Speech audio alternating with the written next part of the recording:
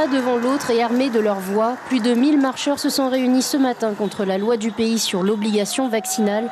Le cortège dirigé par le collectif Tereo Mana Otenun'a traduisait la voix puissante du peuple et bien décidé à se faire entendre. Leur principale revendication, supprimer cette loi définitivement.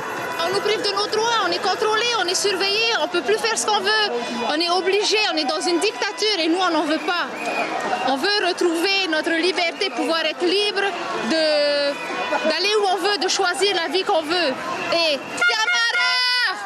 à l'issue de la marche pacifique, le collectif, le représentant de l'église protestante maori et les syndicats O'Oeto Erima et RTP Aro ont été reçus par le directeur de cabinet du Haut Commissariat. Pour l'État, cette loi est légale. Donc, il y a juste le tribunal qui pourra justement arbitrer cette loi. Et donc, en ce sens, nous savons que le 18 octobre prochain, lundi, nous aurons une réponse du tribunal des référés. Compte tenu du recours qui a été déposé par notre avocat, Seron Jérusalemi Tauniwa, avocat de notre collectif, et on saura si ce tribunal accepte de faire suspendre cette loi.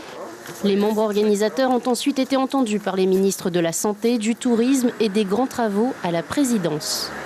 Ce qui a